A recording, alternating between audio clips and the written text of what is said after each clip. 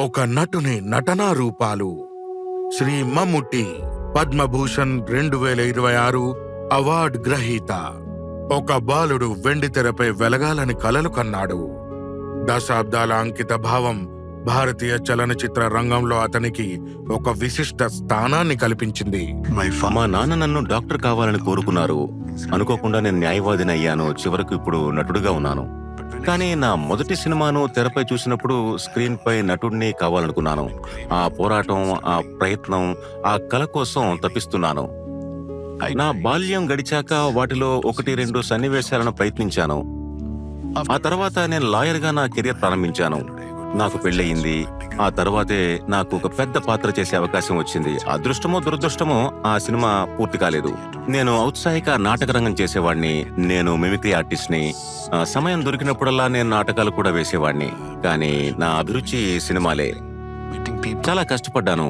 ఎంతో మంది దర్శకులను కలిసేవాడిని. వాళ్ళు నాలో ఏదో ఒక తప్పు వెతికి నన్ను తిరస్కరించేవారు. బాధాకరమైన క్షణాలు కూడా ఉన్నాయి.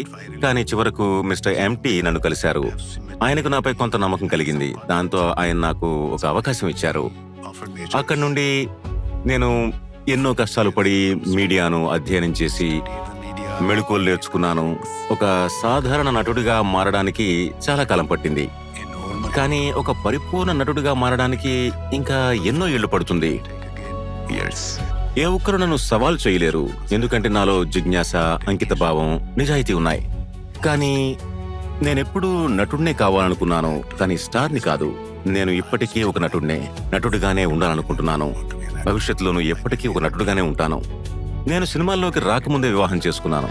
నాకిద్దరు పిల్లలు, ఒక కుమారుడు, ఒక కుమార్తె. నా కుమారుడు ఒక నటుడు, నా కుమార్తె చిత్రకారిణి, నా భార్య గృహిణి. వారు ఎల్లప్పుడూ నా అభిరుచికి తోడుగా ఉండి ప్రోత్సహిస్తూ నాకెంతో సహాయపడ్డారు. నేను చాలా మంది కొత్త వారిని, కొత్త దర్శకులని తొలిసారిగా దర్శకులుగా మారే యువతను ప్రోత్సహిస్తాను. వారికి నాతో కలిసి పనిచేయడానికి ఒక భిన్నమైన అవకాశం లభిస్తుంది. నేను దాన్ని కోల్పోవాలనుకోను. శ్రీ మమ్ముట్టి పద్మభూషణ్ 2026. కోడి కోడి నమస్కారం.